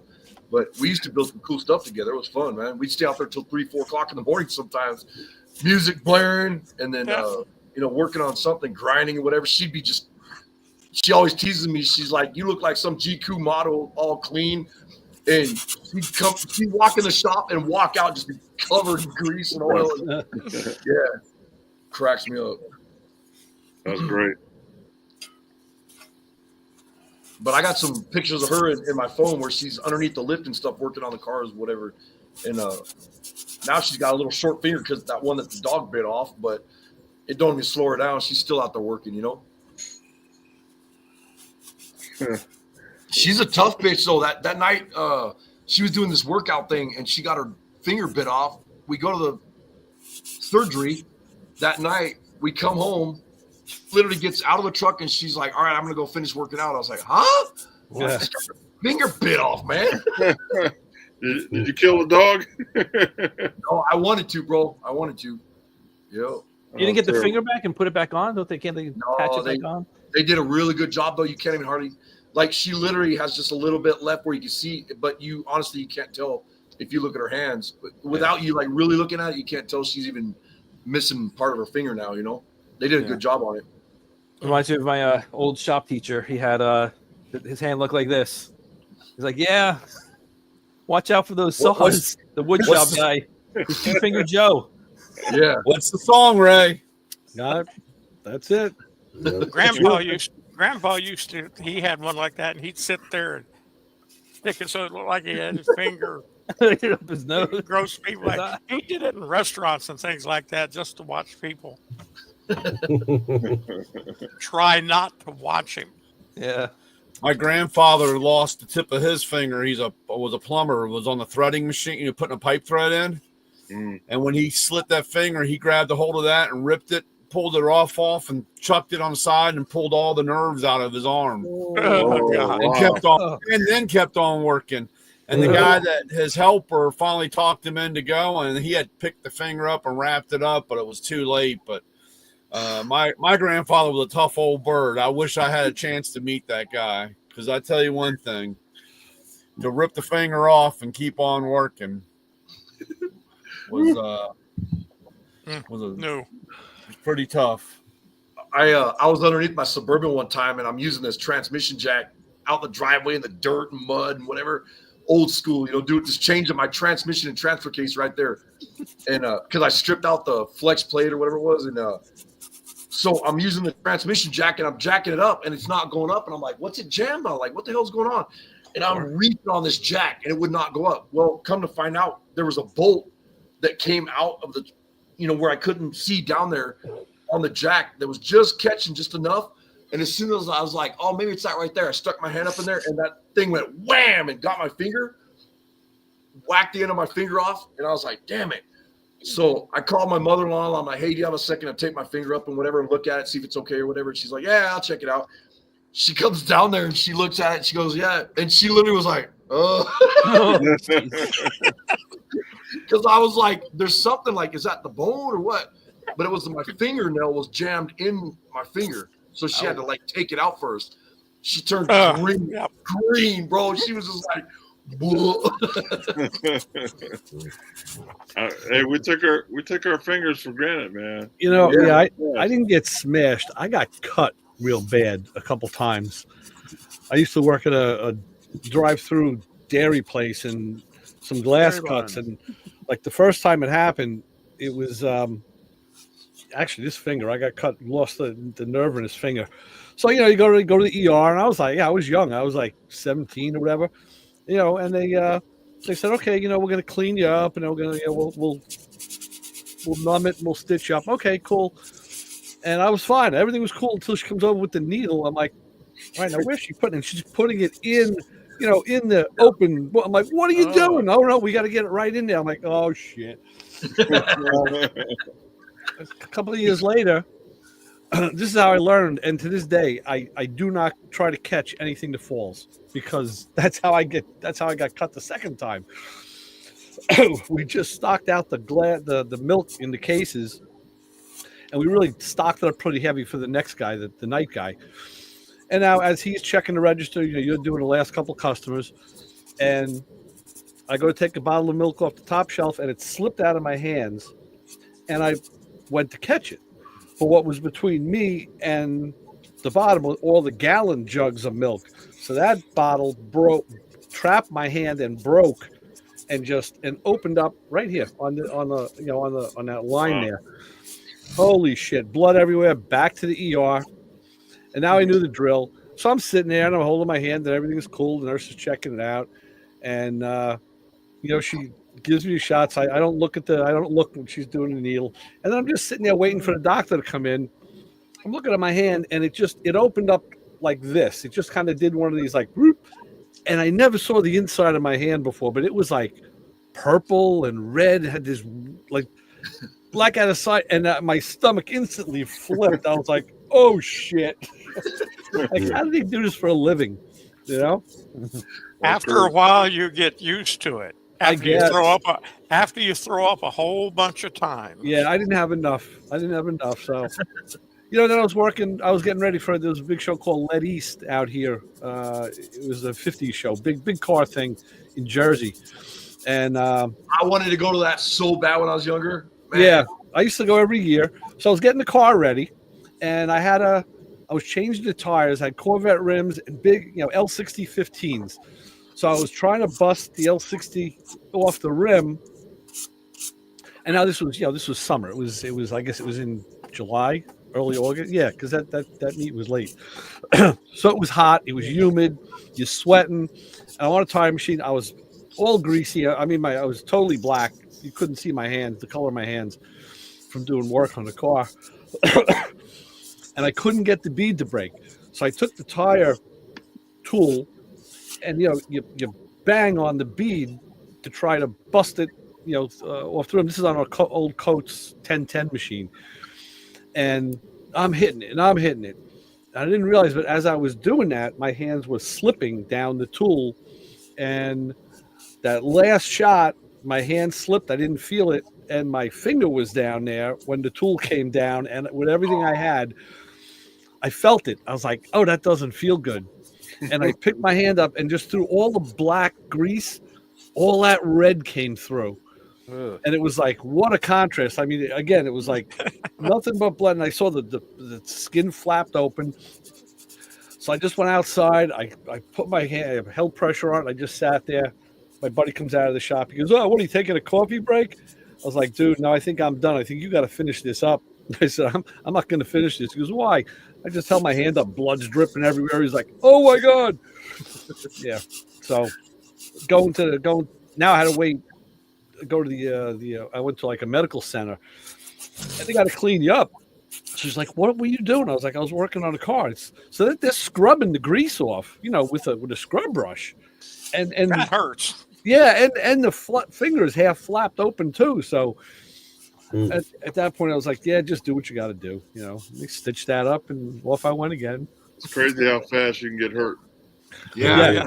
So like I said, from that other thing with the milk, when something falls, I just do this, like let it fall. When we're talking about that right there, Ray, and you're talking about going like this. When I worked for this company in California, I was an iron worker, and we're getting all the iron and all the stuff to put up a building. It was on a big rig flatbed, and they had these stickers in there, and we were going to try to move them, but one was caught or whatever. And I told the operator, go like this, put your hands up, and they always, so they don't bump nothing or whatever. Right. Well, the idiot looks at me, puts his hands up like this, and we made eye contact, and I stuck my hand in there like this to move that stuff out of there.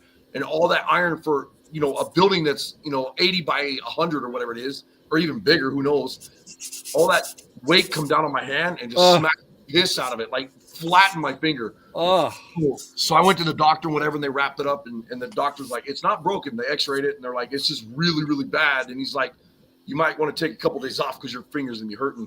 Yeah. And so I'm in there with my boss a couple days later, and it was like the Christmas party or something. I don't remember. And all these people are standing around, and the secretary says, this is ridiculous. You can come back to work. We have, the carpenters all the time hit their hands with a hammer or whatever. And I go, yeah, but this is really bad. And she's like, I've heard all that, blah, blah, blah. Being a smart ass, Yeah. And my boss just kind of gives me a nod, like, go ahead. And I unwrapped it like this, and I showed her, and she goes, oh, my God. Just take a couple weeks off. Yeah. I go, You cartooned it, man. You flattened it like Wile E. Coyote. It was bad, man. Oh, shit. Yeah. Well, I learned when you're working with things, don't be tired. And if you're tired and you know it, quit. Papa Squirrel, I'll tell you, when I'm in the shop now, I'm old. I'm the old guy over there. And I can tell when I start like catching my toe on the ground and tripping a little bit, or if I start dropping things, I'm done. I had enough. I had enough. Those are my triggers now. It's like, don't push it because you're going to get hurt. Yeah. Yeah, about 6 years ago, I was splitting some wood, and I was splitting this cypress stuff, and it was eucalyptus, and man, it was tough. Tough stuff. And I had the splitter going straight up and down. Well, I was kneeling beside it, and I was thinking, as soon as I'm finished with this one chunk, I'm going to quit because I feel tired. It's always that last piece. Oh, yeah, it went up. And for some reason, I'm looking at the plate down there, and I'm going, oh, that might be causing why it's not splitting right. I got my hand down there, and I'm sweeping the sawdust off, and all of a sudden, that chunk of wood fell down. And smashed the finger. And I didn't even want to look at it. I'm just holding it, going, oh, fuck, this hurts. So I go into the wife and she said, what's wrong? I said, we got to go to the emergency room. She said, why? I smashed my finger. I'm not turning anything loose. So we go to the emergency room. And I'm sitting there, and there's this young kid who had put a nail through his foot. And he was pale and about damn near ready to pass out. And I look at him and said, wow, this must be the day. And I show him my finger. I said, I smashed this with a wood splitter. And he's looking at me going, that's impressive. Because he was getting ready to pass out. He was pale and sweating. And I figured if I could distract him, he wouldn't pass out and get the nurses and everybody all excited. I thought you were going to say you put him right out. Just like, no, he was like, he goes, wow, that's pretty bad. Yes, it is. Talking about pale, I got another one in my list. I was helping a guy. He was building a room on a house, and I was helping him. We went to Home Depot. We bought all the wood, and we had his van, and we're loading all the pressure treated lumber, and like he's pulling it off the cart and sliding it down to me, and I'm grabbing it and sending it into the van. So we got a nice little thing going. We're loading a lot of wood. And at one point, I felt something hit my hand, but I didn't pay any attention to it. And we keep going, and I get in the driver's seat, and he comes around. We're gonna just check and make sure where we're going. He looks at me. He says, "Whoa!" He says, "You all right?" I was like, "Yeah. Why?" He goes, "You don't look good." I'm like, I feel fine. He goes, "Dude, you are white as a ghost." And it was hot out. It was the summer, and I wasn't sweating. That was the weird thing. He says, what happened? I said, I don't know. I felt something on my hand, but it ended up being a splinter of the pressure treated wood got jammed into my, I guess I forget where. I know it was in the palm of my hand. So I said, oh yeah, look, I do got something. I got like a splinter, but it wasn't bleeding or anything. And it was funny because it ended up being a triangular shaped piece of wood, like a wedge, and it drove right down in. So I could see. I had a hole in the top of my hand, and I could see the top part, the square part of the wood. And he says, "Oh wow, we got to do something." I said, "Well, yeah, let's go unload all this wood, and then we'll go." He goes, "No, you got to go right now." He says, "You are you're totally right." And God's honest truth, he should have took me there, but I drove because we had two vehicles. So I'm like, "Well, we can't leave one here. I got to drive it, right?" So I drove myself to the to the place. Goodness. Yeah, I mean, I'm like a walking corpse here. So I go in and they start looking at me, and the girl, cleans me all up, and the same thing. She's grabbing it with a pair of tweezers, and I could feel her grabbing it, but it wouldn't budge. Then, where the hell? I think I just had a pair over here the other day. She grabbed a nice big pair of, these are small ones, but the forceps, the locking hemostats. She grabbed a small pair, didn't do it, a bigger pair. Finally, she goes, "You know what? I'm going to numb you." And she made 4 cuts in my hand to relieve it. And then when she grabbed it, I could feel her pulling on it, and it wasn't moving. She really had to, put a foot on my wrist and yank it. And she got out this that's when I saw that it was a wedge. I was like, wow. I said, that was a hell of a plug. She goes, yeah, now you need a couple stitches because, after me cutting you, it's so big. So again, yeah, that was probably the first time that I ever know I was legitimately going into shock. I may have done that once or twice other times, but don't remember it. It's funny how what your body does when you get scared or whatever too, What were you saying? I had back in 2002, 2003. There's when me and my wife were early on together. I worked graveyard shift. I worked downtown security, and I worked graveyard shift, and I was asleep on the couch. She came home for lunch, and she forgot her key or whatever, so she's banging on the door, and I wake up. I get up to walk across, and I stepped on a toothpick. So prior to this, her family members, whoever would come over, if they get the toothpicks out, or they were even, whether it's arts and crafts or anything, they just get them out and they'd be and some would fall on the ground. They didn't think nothing of it. After that, I'm like, you keep those fucking toothpicks in the cabinet, and you get one. You need one, you get one. You don't get no more. They don't go anywhere. This thing went directly, I guess, as I came across, it popped up, and right at the arch, it went straight in, and it went right to the bone. I hobbled, got the door unlocked, and started hopping back, dove on the couch backwards, and I said, I stepped on a toothpick, get it out of my foot. I think it hit the bone. And so she comes over and she barely pulls. And I'm like, no, yank it. And she pulls a little harder and said, yank the motherfucker, get it out of my foot. I still had to work that night. I called and told my supervisor, hey, I don't know how well I'm gonna be tonight. And I told him what happened. He goes, a toothpick? Yeah, right. Yeah. I've never heard of such a thing. Yeah. I come in and I had my foot all wrapped. I showed him, I unwrapped my foot, and he goes, oh, I guess you weren't bullshitting. I said, I'm not. I said, but hey, you got me here. I'll work. I don't care. But Isaac, yeah. I'll go you one better. You forget all the stupid shit that happens to you in your life, you know? In the summertime, well, even tonight, when I go take the garbage out, I don't put shoes on. I'm wearing socks. But in the summer, I don't have shoes on. Sometimes I have socks on. Sometimes I don't. I'm barefoot. And my neighbor, there's this bush right between my driveway and hers, and I fucking hate it. I cut the thing that she doesn't cut shit, and it's got thorns on it. It's a little thicker bush, and I cut the bejesus out of this thing. Well, it happened to me twice already. Going out to take the garbage out, I would step, like one of those thorns was in my driveway, and I would step on it, and the next day you feel it. Like, what the hell is that? And I had to go to a podiatrist twice to have him remove it because your body sucks it in. It takes the thing inside. I mean, the first time I thought it was just an anomaly. It was a weird, but it happened again, like another couple of, like 2 years later. Wow. I was like, son of a bitch, man. The stupidest little thing, this dopey little thorn. And man, then it can get infected, and there's all sorts of shit that can happen. Hey, I was going to tell you, Coach. I didn't want to interrupt Ray, but Dave Knapp. When I was like in grade school, my dad's buddy, Dave Knapp, his wife.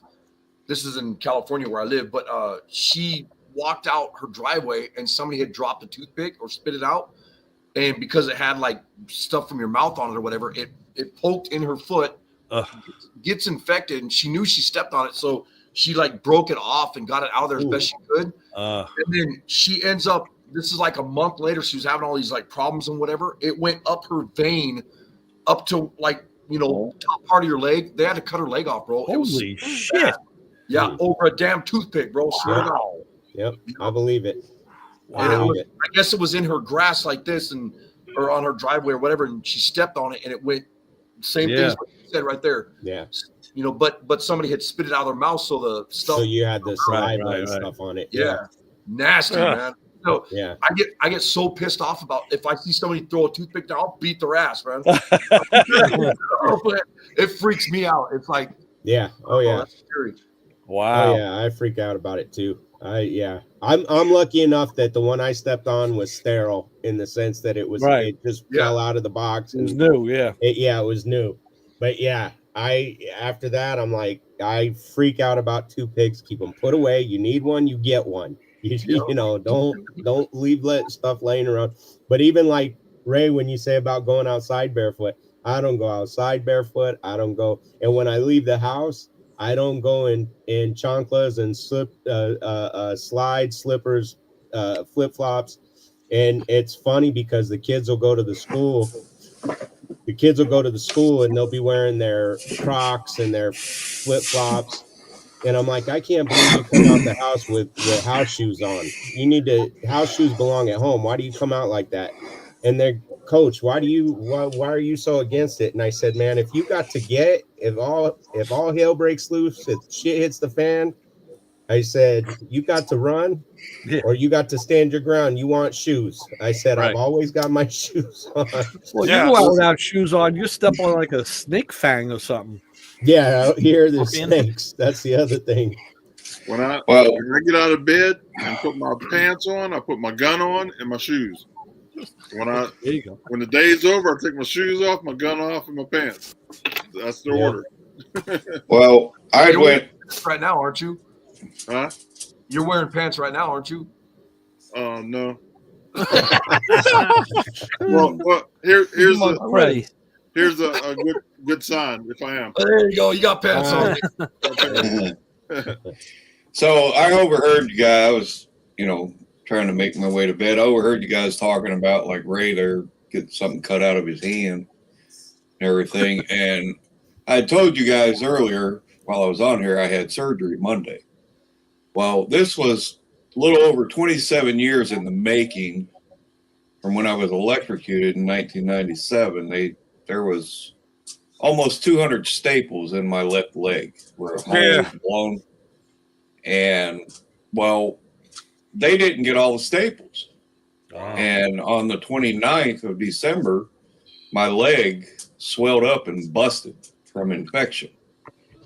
And anyway, they did x-rays and everything. There was something in there that ain't supposed to be there. And Monday, they pulled out 2 staples and a 4-inch by 4-inch piece of gauze. Had been in there since 1997. Wow. Now I'm left with permanent scar tissue problems for the rest of my life. And I'm suing the crap out of these people. I wish you luck because medical malpractice. I wish you luck because they fucked up a nerve and tendon in my right arm doing a contrast study. And that's when I learned that, first off, they shouldn't have left me in there by myself because I couldn't tell them to stop because it blew out. So they pumped me full of about 60 cc's of contrast media. It swole my arm up. I had big blisters.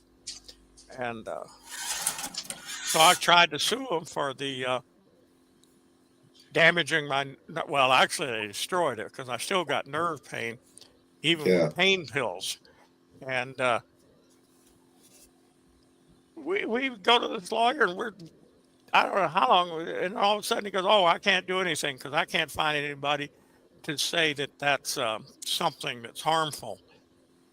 What? Yeah, well, these guys already at the wound care center, the x-ray technician already gave the explanation of, what was seen and found. I got copies of the x-ray film plus the explanation. I've got the type of infection. Excuse me. This infection, there's different types, I guess. This one particular infection, because of that, basically has now caused me this tissue damage that can't be reversed. And if it had gotten into like my bloodstream, I would have died before I even got to the hospital. Wow. That's how bad it was. And they're at fault, and all this is documented, and I'm pretty upset because it's pretty much grounded me until I get this took care of. I got home health coming in twice a week. I got to go to the wound care every Monday now for the next 12 weeks. And there's a hole in my leg 2.5 inches freaking deep. I'm sorry, Joey, but I just find it kind of ironic that a guy that gets electrocuted talks about being grounded. Yeah, well, hey, it did short fuse me, Yep. But yeah, leaving the gauze in is what I have problems with. They leave gauze and instruments. Yeah, they leave tools. Yeah, well, and this doctor, it's all documented from even back from 97, 98, when he was doing all those reconstructive surgeries on my right arm and my wrist. I was constantly having to have him cut me open to pull gauze out that was hanging out of my freaking arm. Holy It's all that's documented. So it's sad when you're in a hurry and you leave crap behind, but it's even worse when you leave it behind in someone else's body. Yeah, yeah. And, he's great as far as being a surgeon. If it hadn't been for him, I wouldn't have circulation or movement in my fingers or my left foot. But the principle of it, this could have cost me my leg or my life. Yeah. It's not doctors and surgeons that leave that shit in. It's the technicians and nurses. Yeah, that's what I was All gonna the say. The doctor people does helping. is Yeah, all the doctor does is do the operation and then leave out. and someone else closes. Yeah. Yeah.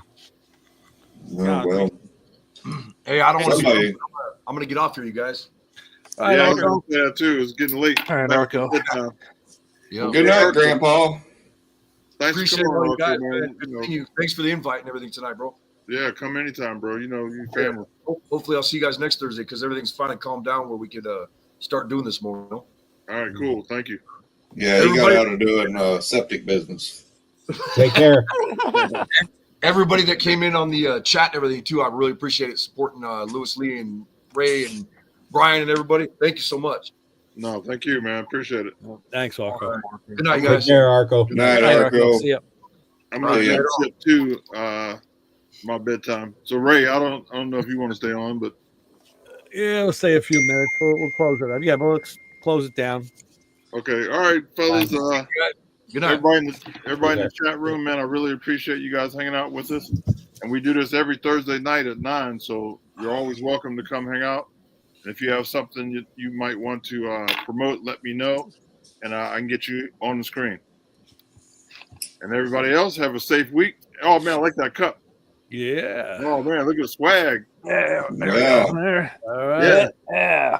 Anybody in the I chat gotta get room, me some. if you'd like to support our channel, you can go check us out at planandtraffic.com. And we got the swag going on.